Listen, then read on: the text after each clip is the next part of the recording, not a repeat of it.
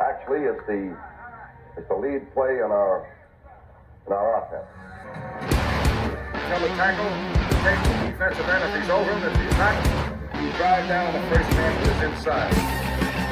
Pull back and tell him to take the first man outside the offensive tackle. No one shows. Go right by this and field inside. If the YN has the linebacker taken out, he cuts inside. If the YN has the linebacker in, he comes all the way around. If you look at this play, what we're trying to get is a seal here and a seal here, and try to run this play in the alley.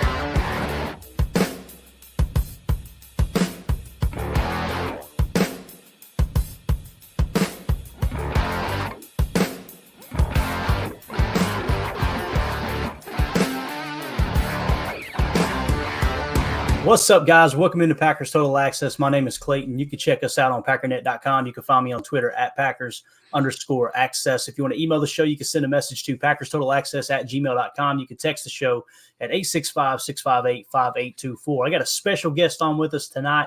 Emilio's out running the town. Jacob is Lord knows where.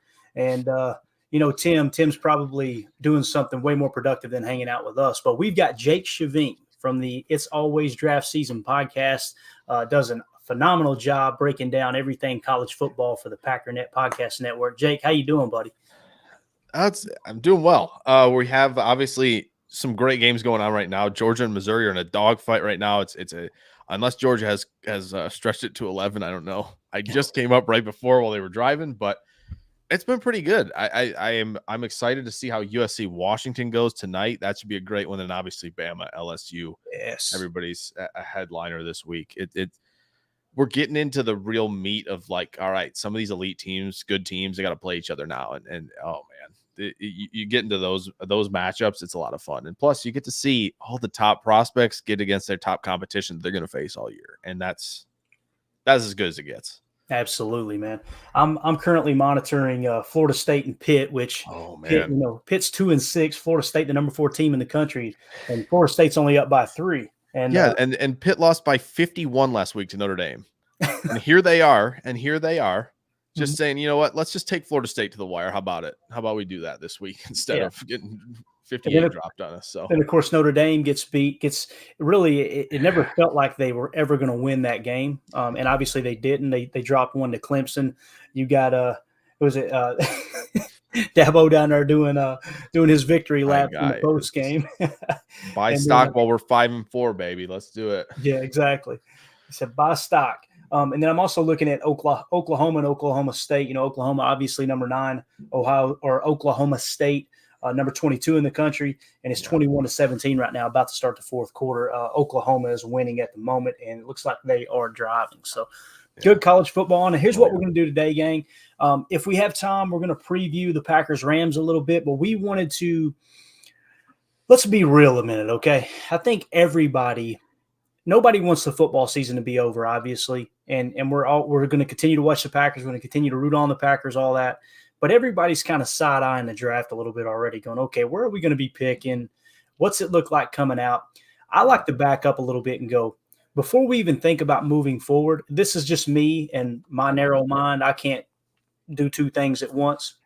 I want to kind of take a step back and go, which rookies are performing really well this year? And are any of the Packers rookies kind of in that class, right? So what I did, Jake, was I put my top 20 from my big board last year. I put it on paper and kind of found those players and seen who were the busts so far. Obviously, it's a long season, and those that maybe have shined a little bit. And we'll also talk about some others that are kind of creeping up that you're going, whoa, didn't see that one coming out of the woodwork. But I want to ask you this. You did a mock draft earlier, I think it was last week, where you took Jaden Daniels in a second round, right, at quarterback. Yeah. And, of course, he is PFF's number 1 graded quarterback in college football right now. Am I understanding that right? That is correct. And yet still people I got in the comments of that mock draft on Twitter. How on earth could you pick a guy who flipping sucks? I'll leave it at that. We'll keep it a little PG here. They were not pleased with the Packers taking him. They're like, how can you take this guy? He stinks. Don't know which Jaden Daniels you're watching. Maybe 2021 Jaden Daniels, perhaps. That's who you think of when you think of him. But this year, I mean, Granted, he has two of the best receivers in the nation right now. One is, I think, going to be probably top 15 pick at least, if not top 10. And then another who has jumped all the way up to 24th on Brugler's big board mid-season. So, all right. Yeah, so the offense has some serious talent there, but Jaden Daniels was also in the Brugler big board, 43rd. Just saying, he's moving up, and it's really hard not to go down the line and be like, all right, who's had the best year at QB? I don't know if he's first for me right now in terms of just, but PFF obviously has him up there. I think Bo Nix has played extremely well this year too. Penix was these last couple of weeks. It's been a little shaky, but the quarterback class, if a lot of these guys declare, which, COVID, I don't even know how many years of eligibility some of these guys will have left, right? It'll be nice when 2021 is like the first year that we're counting eligibility. It's like, all right, now we can kind of figure out who's actually like a junior, who's in their sixth year or whatever. But Daniels is, like I said, he's playing well. He looks comfortable. He looks calm. And he looks like that everything post-snap, he is processing things really well. And that's something where it wasn't happening at Arizona State. It wasn't even happening last year a ton. It just feels like year two in an offense, he's finally found his groove, and it's exciting. Heck yeah. Good stuff. And, of course, like I said, he'll be playing tonight, LSU going up against Bama. I'm a big Saban fan, man. I love his – I mean, he's the GOAT, right? But I'm excited to see what old Brian Kelly, my family down there, brings to the table against Bama tonight. Of course, me being a Notre Dame fan, you always got to throw Brian Kelly a little shade. But let's go to the chat here real quick. Want to give a shout out to everybody. We got Derek in the house. We got Josh Martin, Chad Inc., Debfish. Let's see Zane Strong in here. We got Drew. We got Boz. All kinds of folks in here. Good stuff, man. Good stuff. Goose in the house. Yeah. Let's see. Adam Block just jumped in here. Good stuff, guys. Like I said, we're just going to talk. We're going to mix it up a little bit. We're going to look ahead a little bit to the draft and look back on the previous draft and go, okay, what did we miss, right? And also, did we land a diamond or two, right? A little diamond in the rough there, a little gem. So in the chat, let's see if anybody's got any questions real quick before we start nerding out here. Just a couple of comments. Let's see here. Deadfish says, happy Saturday night all. Don't forget to set your clocks back tonight. Is that tonight, Jake? That is tonight. It makes it a heck of a lot easier to get up for what should be a great game early in the morning with Chiefs Dolphins. So that's very helpful. I will say. There you go. Good. Way to focus on the positive. Yeah. Derek in the chat says, I'm praying this team figures just a little something out to give me some better feelings about my squad. Same here, man. I was thinking about this earlier, Derek and Jake. When I woke up, I was like, we can kind of shift our focus now to some of the young guys, right? Not that Matt's just going to play all the young guys. I don't think that's going to happen. I don't think much is going to change in that regard. They're going to go out and try to win every game. Obviously I can't say the same for Goody, but they're going to go out and try to win every game. But it does make me really, really want to key in on, the young guys, right? Because I'll be real, we were talking about this being an evaluation year, and it's so true. But at the same time, I do find myself going, man, I wish Jaden Reed could get 100% of the snaps, right? I wish Luke Musgrave could get some seam balls, right? That type of thing. So I think I'm going to start leaning a little more in that direction rather than what are we doing with this personnel on third and short? You know what I mean? So just kind of a broader look at things for sure. Let's see definitely. Here. Zane in the chat says, working this overtime and some PTA, such a good way to end my work day or work week. I'm sorry. Go Pack Go PTA Posse. Appreciate you swinging through, Zane. It's awesome that you can do this at work, man. There's a lot of people jealous right now. I guarantee you that. Oh, yeah. Definitely. All right, let's do it. Let's jump into – oh, no, Josh, don't do it to me. How you going to do me like that, man? Read that for me there, Jake. I can't do it. I can't read that either. All right. Talk to Seven Rings. Talk to Seven Rings, baby. Josh Martin says Saban's overrated. I'm sorry, buddy. Can't get on board with that, man. Can't get on board with that. Probably, just can't do it. Sorry. I probably should have hit him with this. Sure maybe. You sure about that? They have the gall to do it right now. If they get everybody back, not named maybe like Dallas Turner, who's definitely going to be a high pick. Mm-hmm. Like if Milroe and all these guys come back, they're going to be so dangerous next year. Oh man, we're going to be talking a lot about them. I didn't realize the specimen that Milroe is. Oh my God. He was standing there. First of all, they had Nick Saban on a post-game interview with one of the smaller stature reporters, right? And she's interviewing Saban. Saban a little bit taller than her. And then they pan the camera over to Jalen. I was like, Holy cow, dude! Yeah. I'm talking about arms like this, bro. Yeah. It's just, he's a hoss for sure. Give him another year to figure out the offense, get comfortable, get settled, a lot like Daniels did, and next year is going to be a problem. No doubt. All right, let's waste no more time. Thanks to everyone in the chat. We appreciate you. Let's get down to it. So, again, what we were going to do is kind of look back on the previous draft and say, okay, what surprised us, maybe what hit. I'm just going to flash this up. Guys, if you can't read it, it's okay. I'm going to rattle it off real quick. This was my PTA big board, okay? Now, understand, when I put my big board together, I am not a scout. I don't look at the tape and go, okay, I think this player is better than that player. I basically take a handful of people that I really trust and compile all that information together. Essentially, I use their information as my scouting information, basically. Like, they're my personal scouts, okay? I put the board together. I put a little more weight in some people's opinion rather than others, like Greg Cosell, I'm really, really big on. Obviously, you guys know I like PFF. I lean on PFF a lot. A lot of people scoff at it. Look at Puka Nacua and tell me why you should scoff at it moving forward, because he was the top-graded wide receiver. To the best of my knowledge, Jake, he finished the season as the best wide receiver according to PFF, I believe. He was definitely in the top 5. And then, of course, he comes out this year and he's the top performing receiver. But he had a ridiculous yards per route run against man coverage last year. Ridiculous number. It's an elite number.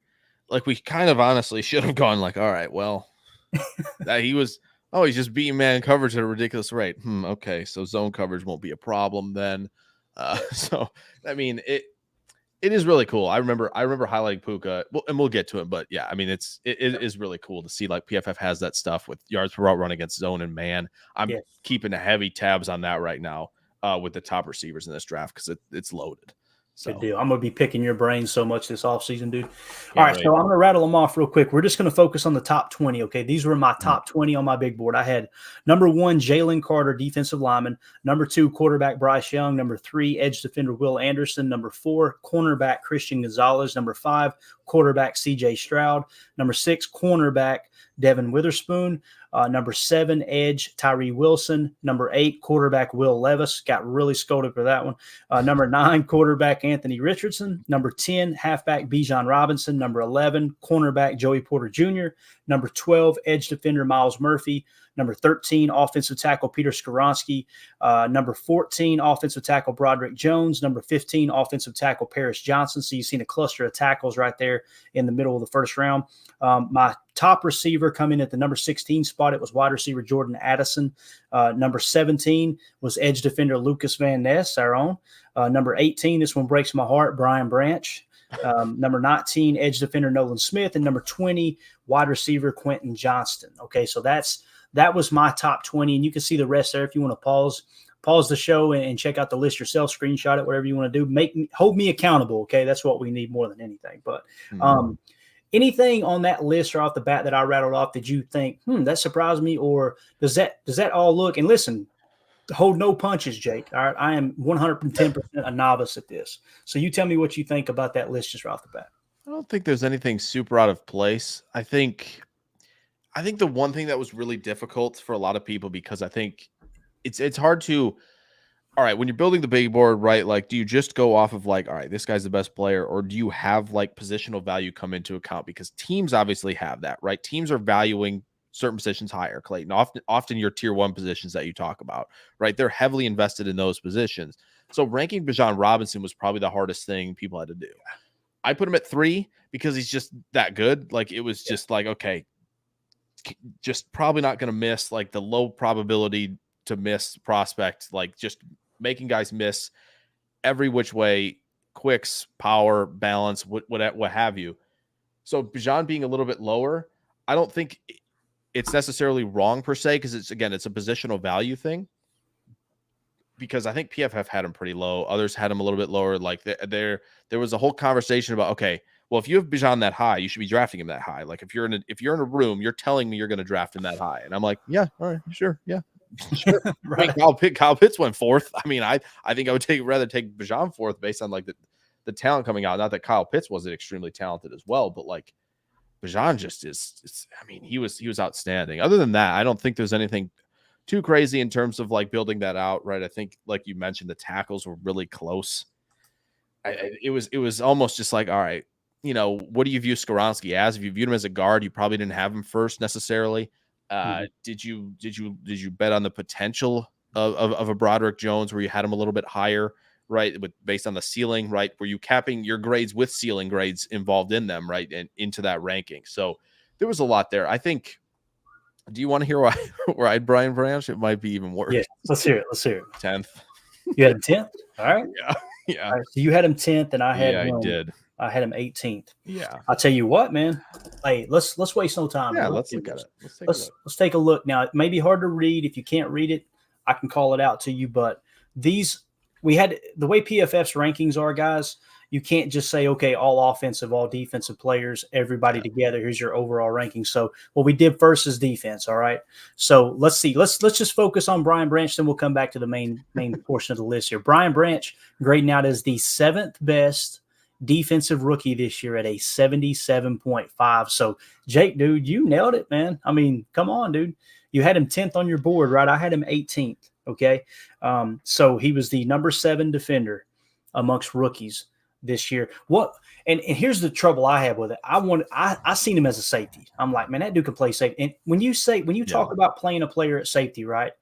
And people say, well, he's really just a cornerback. Immediately, two things come to mind. Okay, that means they don't think he can tackle, which he can, or they think he's undersized, which he probably is undersized a little bit for a safety, right? So I would have been perfectly fine with them taking Brian Branch as our safety. And if you don't believe me, watch the game tomorrow opposite Rudy Ford and think what it would be like to have Brian Branch back there running around. But what did you see in Brian Branch that made you so high on him, man? I think it's just one. I think it's how Saban talks about him. He talked the same way about Minkah Fitzpatrick, who played corner, who played the star position that Branch played, and played safety at Bama. And Saban always called Fitzpatrick the most intelligent and like intellectually gifted player he coached around that he ever had on defense. And he didn't quite go that far with Branch, but he talked about Branch in such a light where it just felt like, okay, like I know these coaches are going to prop up their players. They do that, right? That's part of, right, kind of selling them to the teams a little bit. Like, this is the pitch I have for you on this player. But when it comes to Branch, it was just, okay, they're sticking him in the star position because like you said, they know that he is going to fill and tackle because he's that good at it. He was just, I don't know how you mentioned it a lot leading up to the draft, how many tackles he missed per PFF last year. It was really low. It was like the lowest missed tackle rate of like any DB, I think. I remember the stats specifically. He had the highest tackle success percentage of any defender at any position in the PFF era. There you go. That's linebackers, that's safeties, that's defensive linemen, everybody. Meaning when he's presented the opportunity to tackle, he was more consistent tackling than any other player in the PFF era. Yeah, so they're sticking him there because he can do that, right? And I think the one thing everybody had the question marks with him was like, okay, how functional athleticism relative to the NFL, right? Is he going to be elite in that area? And I'm like, well, okay, safety to me is so much about your intelligence and it's not as much reaction as it is, right, kind of deciphering before things happen. And I think Branch just, even if he did it from the slot, I think he was just really intelligent. And also, he's opening up to reading up concepts. When he's the slot defender, right, there are times where, you get trips to a side or you get two receivers to a side.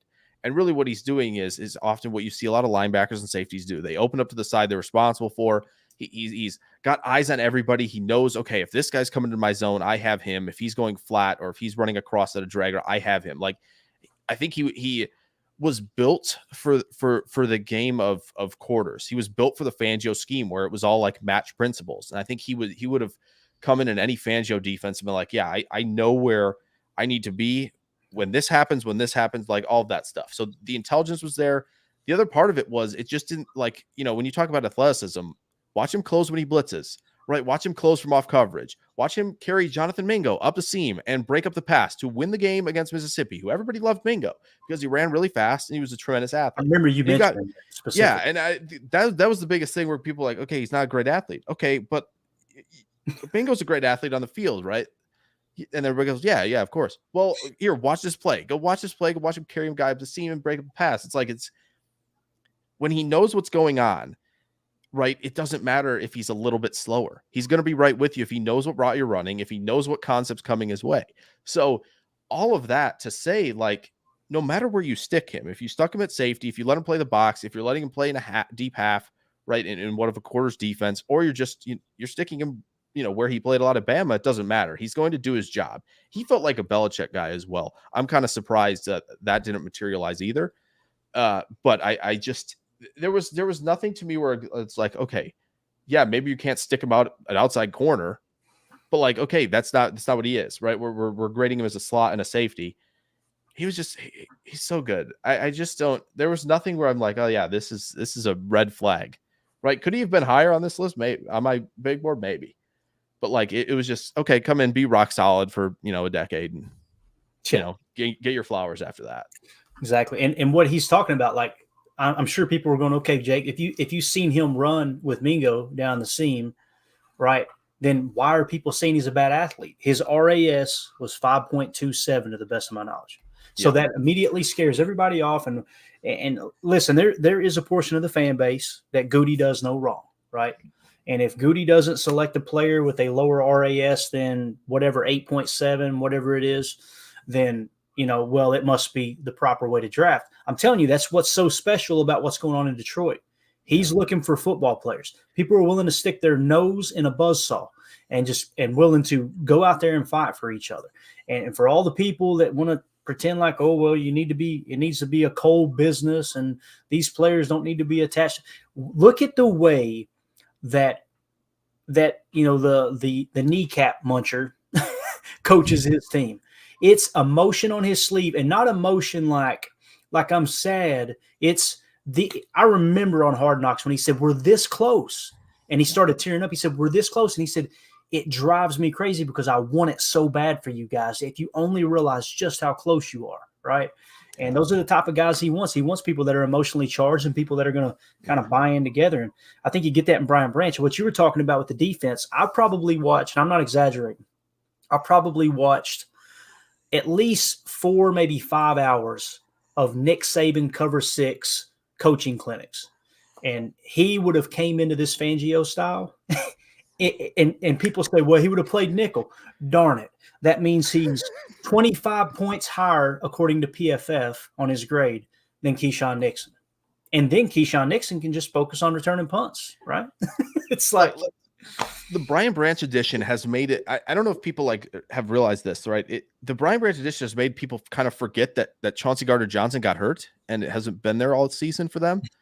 Right. Like there's part of it's like, okay, yeah, if Branch wasn't there, they probably would have stuck Gardner-Johnson in that position and let Walker and Joseph play the safety spots. Because he's there and they got him at 45, he just comes in and just says, all right, yeah, this is the job you want me to do. I will take care of it. This will not be a weakness for your team immediately. And he has proven that to this point. Definitely. Couple comments. Oh, and here's the thing. I got one as well. Who was the other safety on that board, right? Jordan Battle, I believe, was the other one that's pretty high graded. Let's see. Let me pull it up here real quick. Pretty sure. You're right. Let's see. Bang. Yeah. So there's Jordan Battle. For those out there interested, Jordan Battle's RAS was a 5.9. Listen. Also, another Bama safety on top of it. Look at the Bama safeties just kicking butt because that's all they did. They all moved around all over the place. Battle did the same thing. He was playing deep sometimes. He was playing near the box. He was doing all that stuff as well. So, look, intelligent safeties, maybe not the most tremendous athletes, even though, Jordan Battle ran a 4.55. That's pretty good for safety. and because his explosion and agility grades weren't good, he went in the third round. And by the way, has been huge for Cincinnati, who lost both their safeties last offseason. Yep. And that's why they're starting to round it for him. So, but I think Goose makes a good point, but I know we're going to get to that question too. I get that, but I agree with what Adam said as well. Like they need a star at the star position, and it just stinks that one was sitting there and they traded out of that pick. Like you didn't have to take him. You didn't have to take him at 13. Nope. What's crazy about it? You had 3 opportunities to take him, and you didn't. Yep. 3. And to meld this together with what it means to the Packers season, I know some people are going, Jordan Battle don't play for us. Brian Branch don't play for us. When we break down the tape, right? When I break down the tape on Chalk Talk, the main question I get about this defense is you're defending Joe Barry saying it isn't his fault. Then who's coaching up these guys, right? Why aren't they performing? Why are they missing tackles? Why are they blowing assignments? Let me answer that for you. They don't have the experience in the Fangio zone match defense. Therefore, we're having to mold it into a cover one man look with a little bit of hole, a little bit of spinner, a little bit of robber, all those things. We're having to change our defense because the GM is drafting high RAS guys, high athletic guys over people who have been proven to play in a certain system, and they play fundamentally sound tackling, and they don't blow their scheme. They don't blow their assignment. That's been the number one thing I've noticed about this defense. I'm not allowed to say it because immediately it's, you're a Joe Barry fan. Joe Barry needs to be fired. Listen, I have never one time in my entire adult life said Joe Barry was a great defensive coordinator. I'm simply showing you what is on the tape. Yeah. And I never find myself going, man, that was a bad scheme. I always find myself going, missed tackle, blown assignment, missed tackle. And again, that's always the answer I come back to, Jake. When people ask me that, is real simple. I say, listen, we're drafting high ceiling athletic guys as opposed to, you know what the floor is, right? And they're fundamentally sound both in tackling and not blowing coverage. That's right. And that's what you're going to get. You're going to get inconsistent play, which, by the way, we would all agree the defense isn't the biggest problem, and that's what sucks. So. Right. Yeah, that's the other part. Yeah, that's the other part of the equation, right? Like the physical gifts and stuff fires the imagination. It does. And that's why you get guys like Trayvon Walker going first, right? Not to go even further back in the draft, but that's why a guy like that goes first, because he's giant and he changes direction like he's 240 and he's like 270. Right. So these guys get all these great ideas of, okay, like how good can this guy be? Which is fair. Like when you have all the physical stuff, it's if you commit yourself, you can be, potentially all-time great, right? Having those physical gifts is a blessing for sure. But then you also have these guys who just come in and know how to play. Right. And I think we kind of overlook like what NFL athleticism is. Right. And I think like, okay, there are guys that it's cool that like DK Metcalf can chase down a guy with like and prevent a pick six. Like that stuff is really cool. But to me, what's really cool is every week going to Detroit's film and being like, all right, so Branch has this assignment this week, and he's crushing all of them. And like is doing what he needs to be doing. Isn't missing tackles, right? And then it's a little bit of a struggle. It's why it's so hard for me sometimes to be like, oh man, we're swinging for the fence again. Yep. Sweet. Right. Like it's cool when you do that, but like in baseball, the strikeout rate's going to be high if you're swinging for the fence all the time. So you can hit Goody. I promise you can hit singles and doubles. It's a doable thing. We can do that. We can. Wow. We're allowed. Goose in the chat said, how many of the best safeties are first round picks? I know you kind of touched on it there, talking about Hamilton, talking about Branch. Yeah. But again, Goose, if you know, without a shadow of a doubt that, like we just pointed out here, and no, it wasn't a smart aleck comment, bro. The comment you made just now and asking questions, bro, please don't ever think that we take stuff out. Yeah. Not at all. I think it's very fair. Put that in perspective. Where did you say that Jordan Battle was drafted third round? Third round, yes. Okay. So, it's okay to take a player around ahead if you know he's the guy. But what that tells you is Goody didn't think he was the guy. Why did he not think he was the guy? Because of the low athletic score.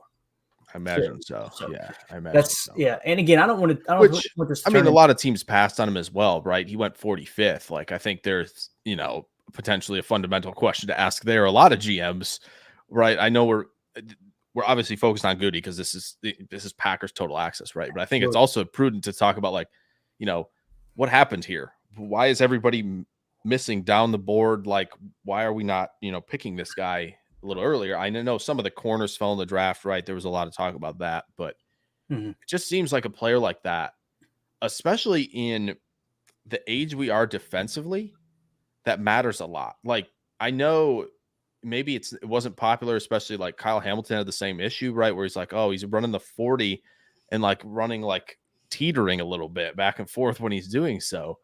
But like, he is exceptionally crucial to what Mike McDonald is doing in Baltimore right now. they could not be as effective as they are without Hamilton. And when you're in the Fangio type of schemes across the league, safety play is paramount. You have to know where you need to be. If you're out of position, we're going to know on Monday, Tuesday, Wednesday. We're going to know. Yeah, so absolutely. C-Dub, appreciate you dropping in, man. Appreciate the love there. Let's see here. We've got Jason's in Copper says, have the players lost confidence in the coaches? Well, I don't, it's hard for anybody to say that confidently, Creations, but you got the vibe last year that the defenders didn't believe in the scheme they were running. They switched it up a bit, right? And then, of course, this year, like I said, many people still don't understand just how much cover one man they're playing. So they've obviously, Joe Barry has given in and changed it. And if you'll notice some of the huge plays that they're giving up on defense, some of the explosives, they almost always come against cover one man. That's the whole idea of the quarters coverage, right? Now, I'm just speaking specifically on defense. If we were to switch over to offense and ask the same question, it sure feels like it, Jake. And again, I don't want every episode to be negative, but right. If you see it, you got to say it. How could you have confidence in it right now, right? I mean, yeah, it's a lot of like, okay, Joe Barry's kind of trying to fine tune. Okay, well, this is what, Goody has given me. How do we make this work? And I think one of the more interesting parts of how do they make this work, I think is at edge too, because this is a 3-4, folks. What do you usually have in a 3-4 defense? Well, usually 240 to 250 pound outside linebackers who can drop into coverage. Goody has never liked that, right? They like the 270 pound edge rushers who kind of can't drop into coverage. Now, that's also probably Preston Smith can't cover. Is that what you're saying? Did you not see the pass breakup? Listen, he might be able. He might have the skill set to cover guys against Minnesota. But Devontae Adams, Justin Jefferson, though, that's the other one, right, from last year. Everybody talks about. But I think that's, again, I think but also to be fair to Goody, I think he's trying to get, hyper athletes at the position to potentially have guys who can do that. So, like a Van Ness, like a Gary, who are really, really great athletes, who have maybe that potential to do so. But it's tough to figure, okay, we've got, in my opinion, when they had Amos and Savage, it was like, okay, both of these guys kind of excel more around the line and 10 yards from the line. Who's better, deeper down the field? And I think that was the issue with the Savage pick. They're trying to figure out where Savage does his best work. It just felt like maybe Savage's best work is the robber in a lot of those cover one looks, right? Where he can kind of diagnose in that short area and break on the ball. Right. Was he built for a Fangio scheme? I don't think so. No, right. Like that seems very clear. So now he has to worry about that at safety, where it's kind of a depleted position. It was coming into the year, right? Maybe not so worried about corner, but then you have to worry about, okay, linebackers. We've got 2 hyper athletic linebackers. How do we figure out, okay, if an edge needs to drop? Like there's so much that Barry has to think about. Right. And it just seems like kind of the front and then the back 7 are not quite necessarily mirrored for what maybe he wants to do. And that's partially on Goody maybe not communicating like, okay, maybe we wanted this, and LaFleur should have brought in a coach who maybe prioritized these bigger edges who can rush and defend the run. It's a complicated issue because I just feel like not everybody's completely on the same page. Yeah, no, I think that's very well said. An example too of like what he's talking about of Savage being more of a robber top safety. Typically in a robber, you got 2 on the shelf, right? You got 2 safeties on the shelf. It's going to turn out to be end result, cover one man. You've got a deep safety, and the other safety is going to rotate into a short mid zone, right? So you're covering an 8-yard radius, right? Roughly, somewhere around there. So him diving in, covering a short space, absolutely. But in a Fangio style, when you're playing a quarters zone match, he's got to key in, like in a trip set especially, but even a 2x2 set, he's got to know that if the number 2 goes deeper than 7 yards, whatever the call is. By the way, there's I heard a defensive coordinator in college talk about how they've got 10 different cover 3 calls in a zone match. Okay. So it could be a number of different keys, but in one case scenario, right, the number 2 receiver If he goes deeper than 7 yards, it's Savage's responsibility to now man up on him and cover him in man coverage, basically. Essentially, you follow him everywhere, right? If that number 2 doesn't go deeper, then he goes looking for work, which essentially means he can slide to the right, look for a backside dig. So there's a lot more processing going on. Think about all of the stuff he's got to, eliminate in his mind, really like Greg Cosell talks about quarterbacks on offense, elimination, isolation, right? So he's got to make those decisions in real time, make the right decision, then have the awareness, the athleticism to break and get to where he can, fit into the defense the best possible way, as opposed to a cover one, like we said, playing robber, where it's just as soon as that ball's snapped, I'm covering that zone and I can get my eyes on the quarterback, read his eyes, and make a play, as opposed to, the beautiful thing about zone defense is your eyes are on the quarterback. But in a zone match, you've got to key in on that number 2. Look at his hip, look at his feet, look at what he's going to do. Okay, if he chops down here, unless it's a double move, I'm free to do what I need to do on this play. If he doesn't chop down, I got to be ready to carry him down the seam, all those things. So I'm with you on that, Jake. I think it's a very, very good analysis, man. So let's do this. Let's get back. I'm going to talk about the top 10 really quick. On my board, we had Jalen Carter. We had quarterback Bryce Young, edge defender Will Anderson, cornerback Christian Gonzalez, quarterback CJ Stroud. Let's stick with the top 5 here, or we're never going to get through this. We've been rambling the whole time, you and me. Safety talk. Exactly. For a little bit. Number 1, Jalen Carter, right? Mm-hmm. Obviously, he was my number 1 player on the board. I imagine he was probably yours, if not in the top 3, I'm sure. Yes, number 1 as well. Grading out 91.6 on PFF as a rookie. He is the number 1 defender. Cooking. That's crazy. And again, here's an example, Jake.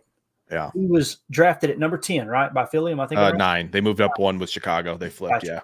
Yeah. So people say, well, he wasn't available when the Packers pick. It's okay to trade up. If you know it's a generational talent, right? And that's the part that it's just the ego's kind of getting in the way. It's right back to the 3rd round comment that Goody made the other day. Most of these top 100s are in our top 50. Well, you're missing on your top 50, Hosscat. I hate to be the break news. Like you gotta do something different. You gotta be willing to take a swing every now and then, right? So I agree. Ed is getting upset with me. I'm getting too loud. I'm puppy sitting over here with the chef. Quarterback Bryce Young. I don't want to say it's a miss because it is a dumpster fire in Carolina. Not too worried. It's been better, I think, the last couple of weeks, if I'm not mistaken. And I think PFF is on board with that as well. It seems like the rhythm is there a little bit more. Offensively, he's found his guy in Thielen a ton. And Thielen's been if they didn't have Thielen, oh my God, good night. They are, and it shouldn't be shocking that Mingo, athletic freak, who I think just has. He kind of, when he's asked to do a lot with the route tree and stuff, he's not playing full speed. You could tell that he's like, all right, how far do I have to run this route? How deep do I go? When do I break? Right? Where am I trying to move this corner, or just can I run the route? Like, okay, how deep do I have to run this if this linebacker's dropping? Like he's thinking so much right now when he's running routes, especially from the slot. Like and that was the thing in college. So Bryce Young doesn't have a lot right now. The tight end room's not great. Like Ike Ekwonu has not played well at left tackle. We thought the O-line was going to be good for him. Yikes. It is a disaster. Definitely. So we'll take this time to kind of look at the quarterbacks. Okay. My first quarterback was Bryce Young in the number 2 spot. He's grading out 54.2. He's the 3rd best rookie quarterback with the minimum snaps applied. Obviously, we're not interested in 6 snaps or Dontavian Wicks' awesome PFF grade as a quarterback. Okay. Which it was fun to watch. So Bryce Young coming in at number 2. In the number 5 spot, I had CJ Stroud. He is the top graded quarterback at 72.3. I had a listener actually message me and say, Clayton, how does your quarterbacks look in this draft? How do you grade them? And I explained to him the boring answer that I give everybody. I don't grade players. I simply compile the information and create a board. I said, and they said, well, do you mind to? So I did an episode where I did that. And the way my grades came out was actually CJ Stroud. Or no, it was Bryce Young, CJ Stroud. But when I had CJ Stroud and Bryce Young kind of together, I felt like CJ Stroud was the better passer, but I took Bryce Young over CJ Stroud barely. I mean, they were real close simply because Bryce Young had all that experience, had all that success at Bama, working under someone like Nick Saban. I thought he would be the better quarterback, and he probably still will be. It's just so early. But yeah, CJ Stroud, to me, the people that were saying Anthony Richardson was better than CJ Stroud, I just couldn't figure it out other than, and my answer is always this, Jake. CJ Stroud's somewhat mobile too, right? Not quite like Anthony Richardson. For sure. But I always say, okay, the rules changed. The NFL changed the rules, and quarterbacks aren't allowed to scramble. Now, where are you taking that quarterback now? That's why I sway fair. In the other direction. Yeah, no, that's fair. That's very fair. Not that they would ever change the rules, but if you really look at it from a pure passer standpoint, that's what kind of sticks out to me. So, look at this. I got to hit this super chat right now. I know you're going to be excited. Why don't you read it there, Jay? All right. So Togru Askarov donates $2. Says, just joined in. How do you feel about JJ McCarthy? He's taken a step this year. It is very evident. It looked like the best way to put this, and I hate to give up stuff that I wrote down and I'm going to release as an article, but I'm going to give it to y'all right here.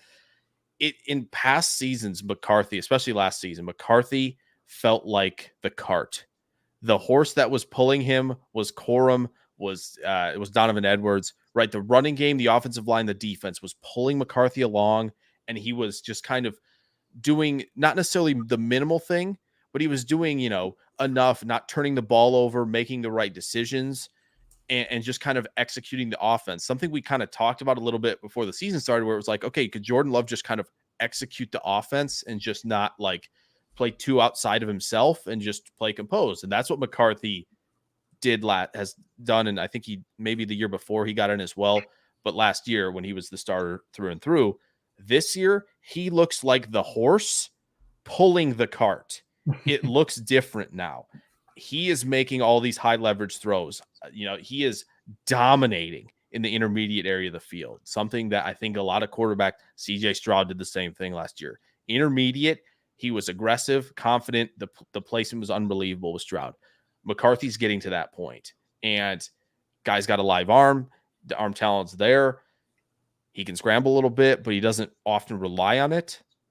I mean, we got to see it against Penn State and Ohio State, but he looks a lot better. It's a step, and it's a big step in the right direction for him. Good stuff. Appreciate that, man. Toger, thank you so much for the super chat, buddy. We appreciate you. I know, let's see here. Goose in the chat says McCarthy would look great in green and gold. Like I said, that's the reason I wanted to prod Jake a little bit there. But anyway, let's see here. Drew says, there's still got to remember there's still a lot of developing to do talking about the roster. Absolutely. For sure. Now, there's not any more developing to do with Darnell Savage or, some of these guys that have been, there's some, it's like, holy cow. They're like Mike Walsh said, I don't know what they're doing. Yeah. I guess they stopped developing. Right. I don't know. Right.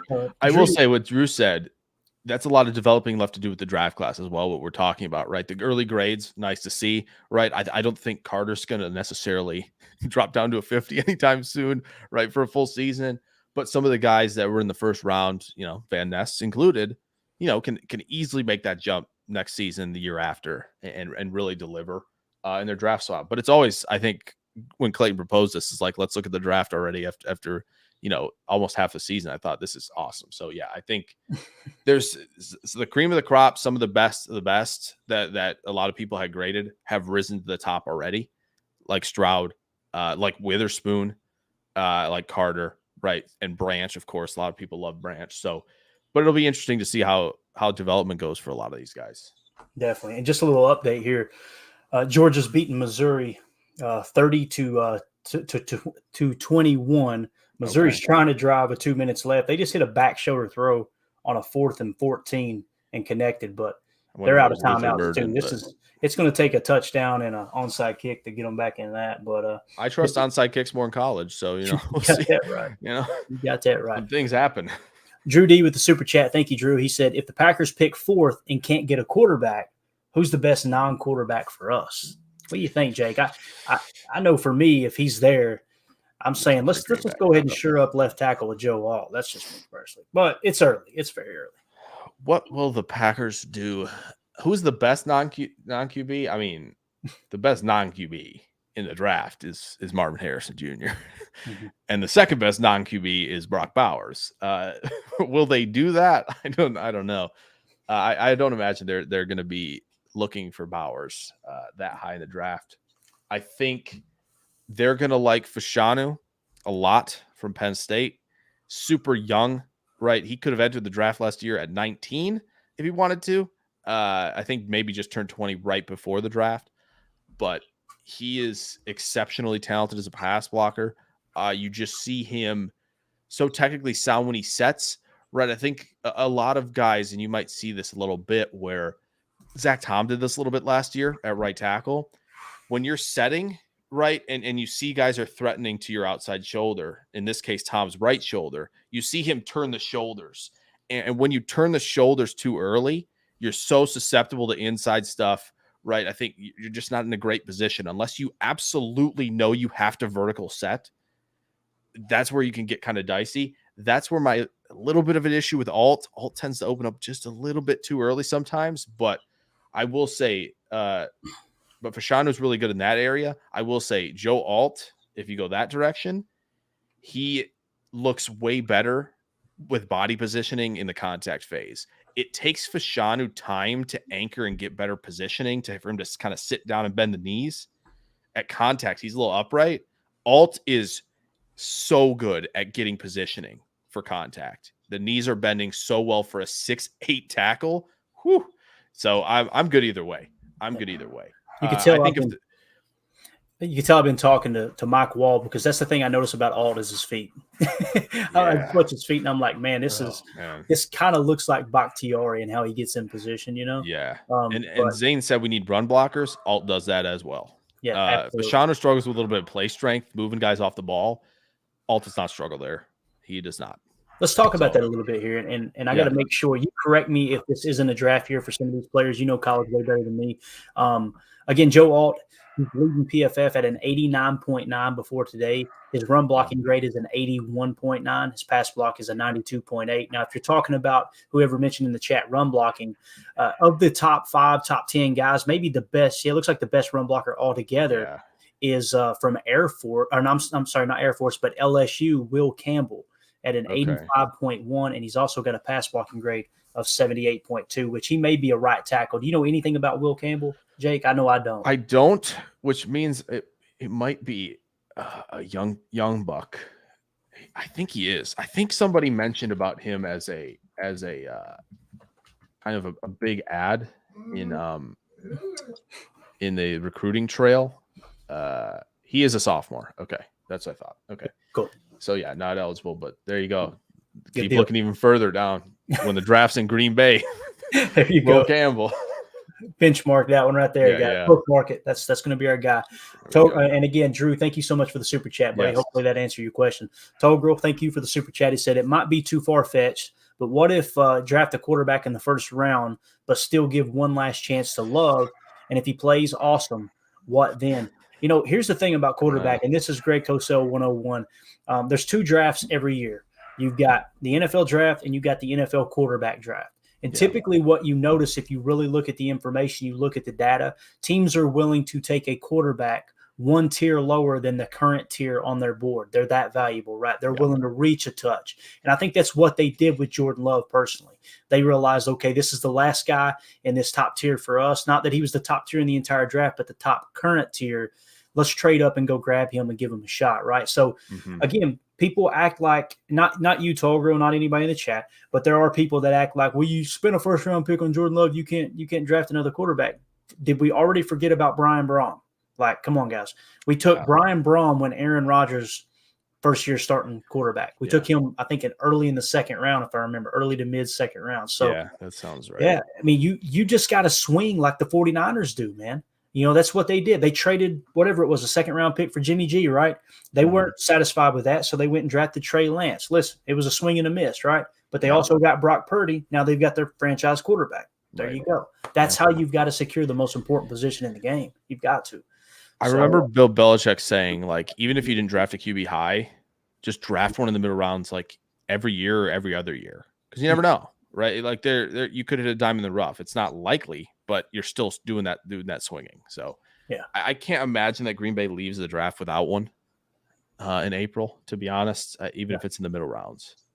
I know I saw Chris N say that Shadur Sanders is a baller. 100%. Yeah. And Goose said it's going to be May, which I got to make something for StreamYard for that Got to, just man. to be able to reference it all the way through draft season until he's picked. So I'm going to work on that. Since you're using StreamYard like I am, I'm going to create you just a quick 3-second video of it's going to be May. All right. I got you. I'm on it. Shadur Sanders, he does. He's got a little bit of his dad in him. Got a lot of his dad in him, really. I know that Deion said he wouldn't go to the pros, but I'm telling you, man, I just see an owner going up to him and saying, listen, we're going to make you an offer that there's absolutely no way you can refuse. Oh, and by the way, we guarantee we will draft your son. That's going to be hard to make happen if you don't have the number 1 pick. Right. But I could see someone trying to do that because Deion's got that swag. I mean, he's been a lot of fun to watch. And I had no idea until he went on this coaching stint, Jake, that he was so old school. I was one of those guys that's like, I don't like how flashy he is. When you really get a peek behind the scenes, he's the real deal, man. Yeah. And to Shadur, like, I think he would be no question third QB off the board at this point. Like, I don't think there's any question. I think the reason that right now in the draft circles, why there's such a contention for everybody who's QB3, like they're trying to figure that out, is because of the uncertainty with Sanders right now, and him basically and Deion had basically already said like he's coming back. So I think there's obviously that question. But if he goes, you'll not have an argument for me if Green Bay takes him in the first. So definitely. All right, let's do this. We're almost out of time here, so we're going to rattle off the final of my top 5 there. That we started off saying we're going to do top 20, then we cut it down to top 10. Now we're down to top 5. So the other 2 that popped up were Will Anderson and Christian Gonzalez. You guys know I was a big Christian Gonzalez fan. That's another one that I wish we would have traded up to try to nab before the Patriots got him. Didn't even have to. Yeah. Well, that's right. Yeah. Didn't even have to. Could have taken him at 13. There you go. So Will Anderson was number 3 on my board. He's grading out as a 79.7. I know a lot of people didn't like him. There was people that came out and said, oh, he's too stiff. He's too that. I just don't see it. He's a 79.7. He's the number 4 best defender amongst rookies, all right, of this past year's draft class. And then at number 4 was Christian Gonzalez, 80.8. He was the number 3 defender of this year's draft class. So that's how my top 5 rounded out. Really the only miss, and I can't say it's a miss because it's Bryce Young, and we got to see if he develops, especially that dumpster fire down there. And like you said, he might be creating a little bit of success. But Will Levis is one I do want to honorably mention that I want to get your take. Will Levis, I had at number 8. I got crucified for it. I had him as the number 8 prospect. He's grading down to 63.4, and he's the 3rd best quarterback of this rookie class. You guys heard me talking about it on Twitter. I got attacked pretty tough, pretty hard for it there, Jake. But when I watched that game the other night, I see accuracy, I see quick release. Those are 2 of the top 4 things that I need in a quarterback, man. I need pre-snap read, post-snap, decisiveness, read, whatever you want to call it. I need quick release. I need accuracy. Notice there's no throwing power on that list, but if there were, Will Levis might have the strongest arm in this past draft. He's got a freaking cannon. But yeah, him and Richardson were throwing just absolute lasers. I mean, with Levis, I think there's so much to like physically that I think people kind of maybe forgot a little bit of like how much turnover there was with the Kentucky offense from 21 to 22, where, his top option was probably freshman Barian Brown at wide receiver. They had a couple freshmen at wide receiver that played a ton of snaps last year, and losing Fortner, right? They lost a couple more offensive linemen who went later in the draft in 22 as well. So he was kind of fighting for his life a little bit out there. He always threw a really, really good deep ball. You see him throwing, 40, 50 yards down the field on the money. He's hitting 22-yard, 25-yard back shoulder throws. There were a couple against Georgia where he's hitting those, and you're just like, yes, this is it. And I think the one thing, I think it was with Richardson as well, truthfully. It was, okay, can you hit the layups? Can you Yep. when there's stuff behind the line of scrimmage, right? When maybe, you're feeling a little bit of that pressure and you have the check down available, or you have, read 3 available, and it's a shorter throw. Can you hit some of those? There was some stuff over the middle. It was short and intermediate, I think, for me with him, where he was just missing, got a little bit behind. Right. And I feel like the accuracy was really good outside the numbers. It just felt like, all right, can we work on layering throws with accuracy? Can we, when the pocket's closing, can we hit the running back in the check down? Because I just feel like he was missing high. I think the changeup with him is a little bit of a struggle, which is weird because it feels like he throws such a beautiful rainbow down the field. And I think you saw it in the Pittsburgh game too, Clayton. It might have been on that final drive. Tyjae Spears isn't big. He's a smaller player. Can't miss him, 1.5 feet, 2 feet high on some of the checkdowns. I get it. He has the potential to go get that ball, right? Can't put it all on Levis, but just make sure you got a catchable ball for him to make a play after the catch. Yeah. Nonetheless, it's not on target. It would not be for a lot of people who are charting on target throws. It would not be an on target throw. And I think the other thing is there are times where he's just kind of running into pressure. There was one, because I went through all of his stuff and put a video out on Levis against Atlanta. Mm-hmm. There was one play where it was tough to decipher if he was just running into pressure because they had a blitzer. Atlanta sent a corner off the edge on a blitz. And you'd be like, all right, well, anybody's going to feel that corner coming and just try to evacuate the pocket, right? So he kind of ran into pressure. I don't think he assumed that Peter Skoronski was going to somehow turn tail and actually pick up the guy outside of the tackle as a left guard. But that might be on Will Levis, not scouting Skoronski, right? Like maybe he's just not doing scouting right. Obviously, he's prepping for the draft. He doesn't know how good Skoronski is potentially, right? Yeah. But there are times still, not including that play, where it just felt like, okay, I'm running into pressure. Pressure is forcing me into some wonky decision making, and that's where you kind of sometimes get those turnover-worthy plays. I think he had 3 against Pittsburgh, and they were all on the final drive. Yeah, exactly. So, yes, were a couple of them the wrong decisions? Yes, in that game, you have to make something happen to go win the game. You do. Right. So how do you weigh that? That's tough, but he's exceeding expectations. There's no doubt. He was a 2nd-round pick. See him playing like this through 2 weeks. Should have been a 2nd-round pick. At least where we stand right now. Right. And that could all change for sure. And as far as those throws, and that's what I was pointing out the other day. I can't remember who was talking about it, but they're like, well, his PFF grade's low. I'm like, you've got to watch. That's why it's important to watch the game. PFF isn't everything. We say it on here all the time. PFF is probably the tool I use the most. But in a situation where it's a final drive and you got to go get it, and they're playing 7 and 8 man coverage, and you're having to force the ball into coverage to try to get the ball down the field, that's going to bring that grade down significantly lower, right? And the other thing too that was a positive for me was, man, he'll stand in there he'll stand and stare pressure right in the eye. But also, you're going to see some strip sacks this year. He's going to get strip sacked quite a bit. So he's really got to know when he's a big guy. He's not worried about getting hit, and rightfully so. But if he don't protect that football, there's going to be a lot of fumbles. Yeah. And that's the other thing, right? Pittsburgh's dropping 8. That's Pittsburgh. We know what that defense is. There are going to be holes in that coverage, right? There's not going to be holes. I know the secondary is bad, but there's not going to be holes in that coverage. You're going to have to throw pinpoint balls against Pittsburgh. That's how it is, right? And when they're dropping 8, it's it takes a significant jump in its difficulty. So definitely, we're going to shift gears to just a little mini preview of the Packers-Rams tomorrow. We'll also be live in the morning for the very first episode of Good Morning Lambeau. It's a new show we're going to be doing on here occasionally this season. But Jake, before we shift gears to Packers-Rams, anything else you want to hit on as we look back on this rookie class? Anything you want to mention about your big board? Maybe a big hit you had early, maybe a miss, whatever you want to mention. So I want to put just a couple quick things out there really quick. Josh Downs going in the 3rd round. What the heck was that, NFL? What are we doing?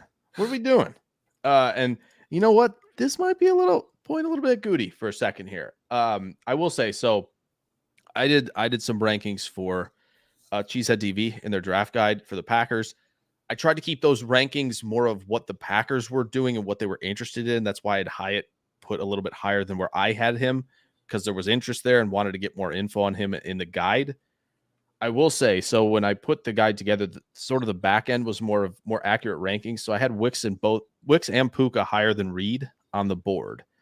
I would say Wicks is playing better in terms of separation than Reed is right now. I know Reed had the big game on Sunday, and obviously Puka, man, what a year for that cat. Look at that. What a year for that cat right now. Like, and the craziest thing about Puka right now is one, yeah, he's 22. Oh my gosh, I didn't know Bo was 25. That's wild as a rookie. Not to get sidetracked. That's why. Wow. Hello. But with Puka, he's not even like fully developed as a route runner yet. Nope. That's what's wild. Like you see him stumbling in breaks. Like and I talked about this on the video I did on him pre-draft. It was like, all right, hip flexibility. It's not great for route breaks, yet when he's attacking post catch, he's really good and he's proactive in that area. Body control, great hands, like he's catching the ball well. He has had some drops this year, there's no doubt. And also the blocking, right? Is the blocking the greatest right now? No, the grades aren't perfect, but he's making an impact in a McVay scheme, right? That fit matters a ton right now because McVay's giving him space to work with. Puka's, awareness and just finding the right amount of depth to run a certain route against this specific coverage. He's doing that, right? He's keeping some breaks tight, working back to the ball when zone coverage is closing on him. He's doing so well in all these little things that, it's all right. Maybe he stumbles as a route runner a few times a game. Maybe he drops a pass here or there. Doesn't matter. He is otherworldly effective as a rookie right now. Oh, what a year for him. It's so cool when you got guys going in like the 5th round and 6th round that are balling right now. It is so much fun to watch.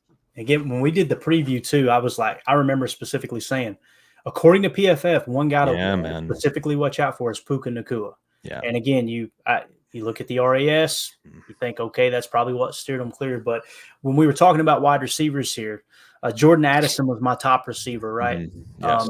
And obviously on here, let's see where I've got him. I've got him wrote down here. Jordan Addison, I had him at number 16. Okay. He ended up being the number 7 best receiver of this draft. Now, if you'll notice, there's the next receiver that I had on my board was Quentin Johnston at number 20. Look how far down he is, guys, 61.4. And this is exciting because, when the Packers were trading back, right? Well, first of all, there was a lot of people that got upset we didn't draft Quentin Johnston in the 1st round. Thank God they did. I was not upset. Yeah, I wasn't either. So when you look at the wide receivers, one other thing that happened to me, Jake, when they traded down that first time in the 2nd round, I immediately said, okay, they got somebody that nobody else is on right here that they like. Yeah. That's obvious, right? And then they traded on a 2nd time, and I went, whoa, what is going on here? Like, who is it? And Jalen Hyatt was the best receiver on my board, right? Okay. And bang, it was Jaden Reed. Well, according to PFF, Jaden Reed grading out as a 64.7. That's slightly higher than Jalen Hyatt. So it looks like Goody might have gotten that one right. And the other one that's exciting. I wonder how much the grade changes really quick. It's not sorry to interrupt. I wonder how much the grade changes if you take the run blocking out, right? Look at that significant difference too. Right? Like the receiving grade's a little bit bigger of a difference, which is they are. Yeah. What he's referring to there is receiving grade for Jaden Reed is a 65.8 and Jalen Hyatt's is a 62.9. And then of course, ahead of Jaden Reed, Dontavian Wicks at a 65.2 overall and a 63.3 receiving grade. His run blocking is exciting too, man. 72.3. Yes. Put him in that close split. If you're going to force it down our throat, LaFleur, with these nasty splits, make sure he's in there. Please don't. I don't want to see him. He's our Puka. Yeah, I just don't want to see him crashing down on a 285 defensive lineman anymore. 285-pound defensive. That's the tight end. That's the tight end's problem, not Davian Wicks' problem. Exactly. All right, this is a super chat from Tallgirl says, would you guys say that J.J. McCarthy is the 3rd best quarterback right now? I think you said you thought Shedeur was, right? Yeah, I would take Shedeur over him right now. Cool. Where would you put J.J. right now? Just right off the top of your head. I think it's really close between him and Daniels right now for 4. Gotcha. It'll be interesting. Big board dropping Monday. We'll see. Both of them should be on there. I'm a little torn. I'm trying to figure out, but he's 4 or 5 right now. He is in the top 5. Got it. Good stuff. All right, we got Carly Ray in the house says, yo, all. She said, standing front row waiting for a concert to start. Glad this is earlier today. That's awesome. So we got people at concerts. We got people sneaking to the back at work, watching the show. I love it, man. You guys are absolutely awesome. Man. Anything to get ready for Packers Sunday. Really quick, I know we got to get out of here. Devin Witherspoon, man. Oh, yeah. Let's do it. What a start. Number 2 of all defensive players drafted at an 84.4 On my board, I had him at number 6. Feel good about that. Yeah. So essentially what I have, if we go all the way to 6 where Witherspoon is, I had the number 1 defender, the number 3 quarterback, the number 4 defender, the number 3 defender, the number 1 quarterback, and the number 2 defender. So we were all over it in the top 10. A couple people, one I missed on is Tyree Wilson, missed real bad. I had him at number 7. He's the number 66 defender at 41.1. But yeah, talk about Devin Witherspoon, man, because I know there's some people that actually liked him better than Christian Gonzalez, and PFF definitely agrees with that. Yeah, I had Witherspoon 5th, right behind Gonzalez at 4. I did not have any of the QBs in the top 5. They were right after that. But yeah, Witherspoon is just competitive toughness. That's so much of how he plays is that type of player. Like I can't believe the Lions weren't interested. I'm sure they were, but obviously he goes 5 ahead of them at 6, right? They don't get their guy there. Maybe that's who they wanted. But I just enjoy, like, he is playing. I think he's defensive Josh Allen. He is playing every play like it might be his last play. Like, that's how he plays it. Like, in coverage, they have him out wide. They put him in the slot when they've got some better talents there, right? The opposing offenses. So they're giving him a lot of different responsibilities in coverage, depending on if they're man or obviously zone match. And they're letting him blitz. He's super effective there. You watch him close, it's different. And you kind of saw that. There's the highlight, obviously, that went around pre-draft, right? Where it was the first play against Indiana, right? He sees the screen, he's closing hard, and he let he let it loose and just drills the guy. Ball separates from offensive player. And just that's just how you set a tone early in a football game. He did do that to Rondale Moore. The other week he came up and smoked him pretty good. So he's got that enforcer type at corner, but he's also really good in coverage, right? He'll play feisty through the catch point. And clearly Seattle goes, yeah, we can just have him blitz. We can have him cover wherever he wants to cover. Like, he's clearly effective either way. So just the fact that they're giving him a lot of responsibilities and he's executing in all of them, it's just it's awesome to see. And just for me, as somebody who went here, right, love to see a player doing that well in the league right now. Absolutely, it's really cool. So he's a stud, and I remember them saying he was an attitude guy. He was one of those guys that, you know, it was kind of like Jamal Adams is the first person I thought of when people talked about Devin Witherspoon. It's like they were describing Jamal Adams. The problem was Jamal Adams couldn't cover, and Devin Witherspoon can pretty much do anything. There's no doubt about it. He's really, really good. Yeah. All right, let's shift gears real quick before we get out of here. It's in the title. I've got to get better at doing this, Jake. I put a title up, and then I know people are going, you didn't even talk about that. So listen, I did that last night. It's fine. It happens. Same thing. Yep. All right, so let's talk a little bit about the game tomorrow, Packers versus Rams. Let's kind of look at the summary from PFF real quick. Bang, there it is. Overall team metrics, they've got, as far as power ranking, the Packers 23rd, the Rams slightly better at 21st. Wow. The defense, the Rams defense, according to PFF, is booty cheeks at 27th. The Packers are right there in the middle at 17th. Power rank on offense, however, the Rams are 6th and the Packers are 22nd. Of course, strength of schedule, the Rams have played the 6th hardest strength of schedule. To the best of my knowledge, we played the 25th. They've been a lot more tested, I guess you could say. As far as percentage of run, it's pretty close. They run the ball 37% of the time. We run it 35% of the time. EPA per run, though, they're 0.03. We are negative 0.14. EPA per pass, they're 0.01. We're 0.02. Now, when you kind of look at the quarterback matchup, Matt Stafford having another great year, 83.7. Jordan Love at a 64.5. Okay, so that's how the summary looks. As far as the betting line, I'd like to hit on this real quick. The market right now, as far as the spread, the Rams are 3-point underdogs currently. And as far as the spread betting, there is 61% of the cash is on Green Bay and 54% of the tickets are on Green Bay to basically cover 3 points. Okay. So that's a good chunk of the public that thinks the Packers are going to win by at least 4, right? Now, we mentioned Matt Stafford. It sounds like he's probably not going to play. I'm going to get your take on that here in just a second, Jake. Sure. See if you've heard any of the latest there.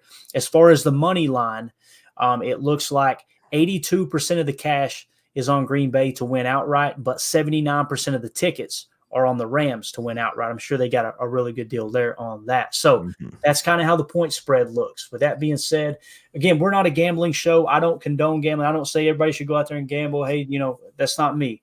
Yeah. I just like to point it out because it's another metric that we can kind of gauge. All right, where's the public at? How did Vegas open it up? That type of thing. All information is good information. So, Sure. Jake, is Matt Stafford going to play? Have you heard? I know we've got the injury report here, but have you heard anything? It's interesting because you get like Schefter and Rappaport. They put stuff out on Friday night. They put stuff out on Saturday night. There's a good chance we might hear at midnight tonight. I'm always it's interesting when I'm watching college football. I watch the Pac-12 after dark, and like once that game finishes, Schefter tweet who is playing. Like he does that all the time. It's really really interesting. But it sounds like they're going to let him test it out, which to me is kind of wild. Like he goes, it's a right thumb. It's a tough injury to deal with, right? This is the throwing hand, right? Fields is obviously more severe than Stafford's, but you can tell Fields can't grip the ball. It'll be interesting to see if Stafford can grip it pregame. I'm sure they're going to just maybe the gamesmanship it up, even if he's not going to play. They just go, all right, let's trot him out there. Let's see him throw a couple, right? And just see if Green Bay's, thinking about him or not, right? So, yeah, I would lean towards no. I think the Rams, if you're just looking at the Rams long term, they have played a really tough schedule at this point. They still have some tough games left, but one game for them isn't going to take them out of the race. And it could obviously be detrimental to Stafford, who has dealt with a ton of injuries in his career and quite a few ones that have often lingered. So, again, it's a right thumb. Well, I don't think it's going to linger, but it just seems like this is one that, like Drew says, it might be a detriment having him out there with a right thumb injury, throwing the football around the yard. So, yeah, we'll see.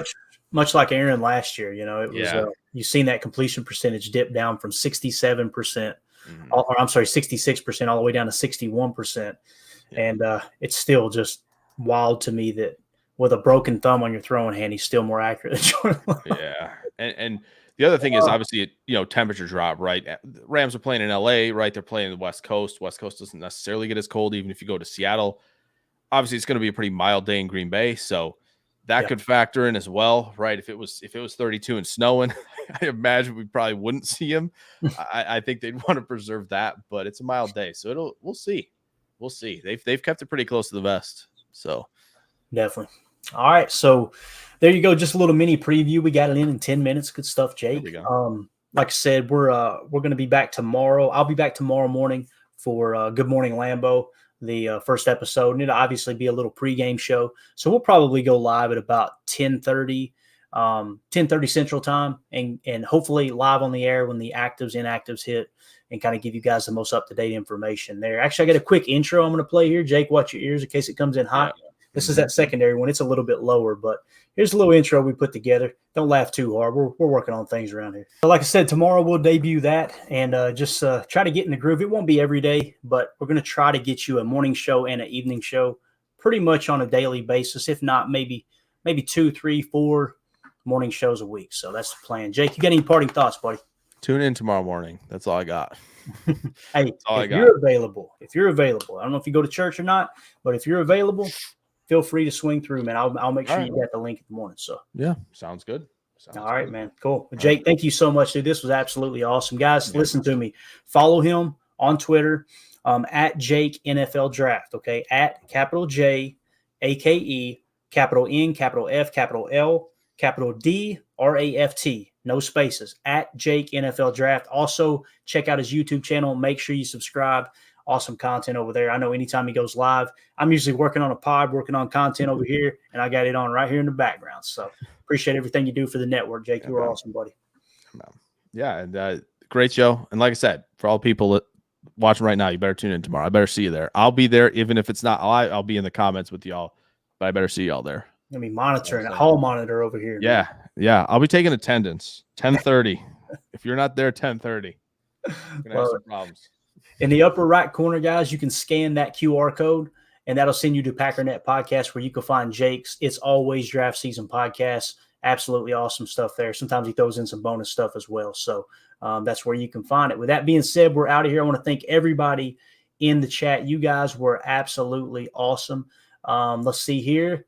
We've got just want to give a special shout out to the Super Chats, Tolgrel, Drew, You guys are awesome. Thank you so much for supporting the stream. We definitely don't take it lightly. So with that, we're out of here. For those of you listening on the pod, thank you for making us a part of your day. As always, let's go out and be the change we want to see in the world, and go Pack Go. The power sweep. Actually, it's the lead play in our offense. Tell the tackle, take the defensive end. If he's over him, if he's not, you drive down the first man who is inside. Pull back and tell him to take the first man outside the offensive tackle. No one shows. Go right by them and field inside. If the YN has the linebacker taken out, he cuts inside. If the YN has the linebacker in, he comes all the way around. So look at this play. What we're trying to get is a seal here and a seal here, and try to run this play in the alley.